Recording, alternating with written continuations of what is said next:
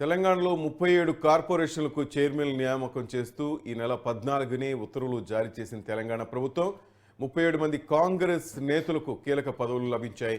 Tourism development చైర్మన్గా పటేల్ రమేష్ రెడ్డి నియమించారు.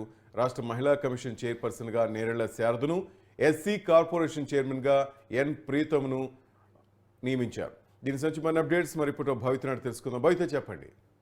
శ్రీనివాస్, రాష్ట్రంలో 37 కార్పొరేషన్స్ కి చైర్మన్ నియమిస్తూ తాజాగా 14వ తారీఖుని ఉత్తర్వులు జారీ చేసింది కాంగ్రెస్ ప్రభుత్వం. అయితే ఇప్పటికే అంటే కాంగ్రెస్ కోసం కష్టపడిన వాళ్ళు కావచ్చు, అసెంబ్లీ ఎన్నికల్లో టికెట్లు ఆశించి వాళ్ళకి సముచిత న్యాయం కల్పిస్తామని చెప్పేసి టికెట్లను ఆశించిన వాళ్ళకు కూడా కొద్ది సర్ది చెప్పి ఇచ్చిన వాళ్ళు కావచ్చు, ప్రతి ఒక్కరికి ఖచ్చితంగా అవకాశాలు ఇవ్వాలన్న నేపథ్యంలో, ముందే సార్వత్రిక ఎన్నికలు ఉన్న నేపథ్యంలో ఇప్పటికే చైర్మన్ పదవులను ఇస్తే నెక్స్ట్ వచ్చేటువంటి ఎలక్షన్స్ కి కూడా వాళ్ళు అంటే ఎక్కువగా కష్టపడి అంటే గెలిపే లక్ష్యంగా పనిచేస్తారన్న ఉద్దేశంతో కార్పొరేషన్ చైర్మన్ల పదవులను నిన్ననే ఉత్తర్వులు జారీ చేసినట్టుగా తెలిసింది. అందులో ముఖ్యంగా ముఖ్యంగా సూర్యాపేట నుంచి అసెంబ్లీ టికెట్ ఆశించి భంగపడ్డటువంటి పట్టణ రమేష్ రెడ్డికి లోక్సభ ఎన్నికల టికెట్ ఇస్తామని చెప్పారు. అయితే ఈసారి నల్గొండ నుంచి రఘువీరారెడ్డికి టికెట్ అనౌన్స్ చేయడంతో అతనికి కార్పొరేషన్ పదవి ఇవ్వాలన్న నేపథ్యంలో పటేల్ రమేష్ రెడ్డికి టూరిజం కార్పొరేషన్ చైర్మన్ గా ఉత్తర్వులు జారీ చేశారు. అయితే స్పోర్ట్స్ అథారిటీ చైర్మన్ గా శివసేనారెడ్డితో పాటు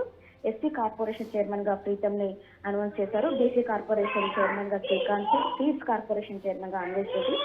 చూసుకుంటూ పోతూ ఏదైతే జగ్గారెడ్డి ఉన్నారో, జగ్గారెడ్డి మెదక్ ఎంపీ టికెట్ వాళ్ళ సతీమణికి ఇవ్వాలని చెప్పేసి కొంత మేరకు ఆశిస్తున్నప్పటికీ వాళ్ళ సతీమణికి కూడా కార్పొరేషన్ చైర్మన్ పదవిని అంటగడుతూ నిర్ణయం తీసుకున్నారు. అయితే ఎం వీరయ్య అనేసి తెలంగాణ వికలాంగుల కార్పొరేషన్ చైర్మన్ గా అనౌన్స్ చేశారు. అయితే Naidu Satyanarayana handicraft corporation chairman గా ఇచ్చారు. అయితే Mettu Sai Kumar fisher cooperative federal corporation గా అనౌన్స్ చేశారు. జ్ఞానేశ్వర్ వచ్చేసి Mudiraj Telangana dairy development corporation గా అనౌన్స్ చేశారు. అయితే ఏదైతే మహబూబాబాద్ నుంచి బిల్లయ్య నాయక్ ఎంపీ టికెట్ ఆశించారో, అయితే బలరాజ్ నాయక్ ఇంతకుముందుకు మాజీ మంత్రిగా పనిచేశారని చెప్పేసి అతనికి ఈసారి ఎంపీ టికెట్ అనౌన్స్ చేస్తూ బిల్లయ్య నాయక్ మాత్రం గిరిజన కోఆపరేటివ్ ఫైనాన్స్ డెవలప్మెంట్ కార్పొరేషన్ గా చైర్మన్ పదవిని ఇచ్చారు. అయితే Janga Raghavareddy Telangana cooperative oil seeds federation గా ఇచ్చారు.